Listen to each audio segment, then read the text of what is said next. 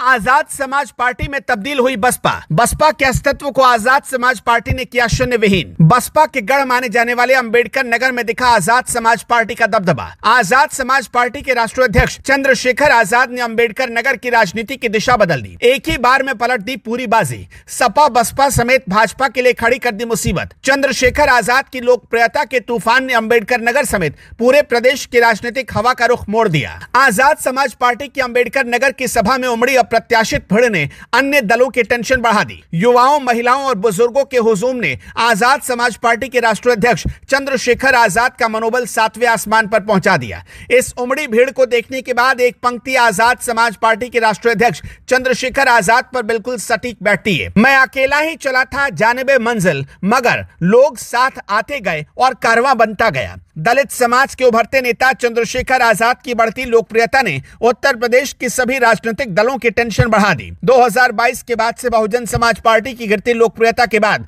उत्तर प्रदेश में मात्र 2 दलों का प्रभुत्व बना रहा। युवा जोश और कुछ कर गुजरने की तमन्ना से उत्प्रोत आजाद समाज पार्टी के राष्ट्रीय अध्यक्ष चंद्रशेखर आजाद ने कभी दलित हितैषी पार्टी कहे जाने वाले बसपा के अस्तित्व को खतरे में डाल दिया। 1986 में सहारनपुर जिले में सरकारी स्कूल के प्रधानाध्यापक गोवर्धन दास के घर जन्मे चंद्रशेखर आजाद बचपन काल से ही मेधावी छात्र रहे।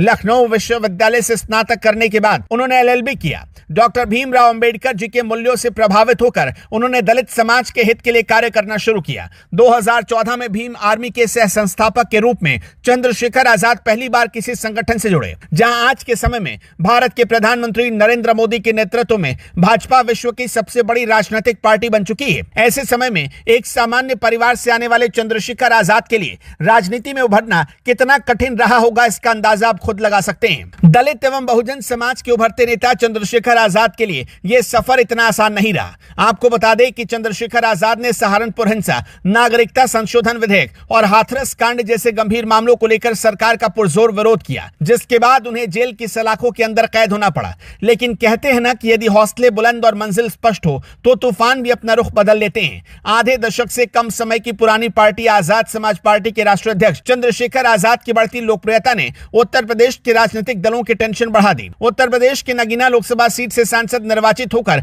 संसद पहुंचने वाले चंद्रशेखर आजाद आज बहुजन समाज के सबसे बड़े नेता बन चुके हैं। बहुजन समाज पार्टी की निष्क्रियता के बाद उत्तर प्रदेश में दलित नेताओं का एक निम्न दाब वाला क्षेत्र बन चुका था, जिसे आजाद समाज पार्टी ने अपनी सक्रियता से भर दिया। राजनीतिक विश्लेषकों की माने तो आजाद समाज पार्टी ने पूरी तरह से बहुजन समाज पार्टी का स्थान ले लिया। बसपा का गढ़ माने जाने वाले अंबेडकर नगर में पहुंचे आजाद समाज पार्टी के राष्ट्रीय अध्यक्ष चंद्रशेखर आजाद की जनसभा में भारी भीड़ देखने के बाद एक बात तो स्पष्ट है कि अब अंबेडकर नगर में भाजपा और सपा को टक्कर देने के लिए एक और दल शामिल हो गया। आपको बता दें कि लोकसभा चुनाव 2024 में कटेहरी विधानसभा के तत्कालीन विधायक लालजी वर्मा के सांसद निर्वाचित होने के बाद कटेहरी विधानसभा सीट पर उपचुनाव होना है। ऐसे में भाजपा, सपा, बसपा और अन्य सभी दल खाली पड़े कटेहरी विधानसभा सीट को अपनी झोली में डालने का भरसक प्रयास कर रहे थे। लेकिन 3 अगस्त को आजाद समाज पार्टी के राष्ट्रीय अध्यक्ष चंद्रशेखर आजाद के अंबेडकर नगर जनपद आगमन में शामिल हुए भीड़ को देखकर सभी दलों का मनोबल टूटता हुआ दिखने लगा। यदि कटेहरी विधानसभा सीट के लिए होने वाले उपचुनाव में आजाद समाज पार्टी को जीत मिल जाती है तो आगामी उत्तर प्रदेश विधानसभा चुनाव 2027 भाजपा और सपा के लिए शुभ संकेत नहीं होगा।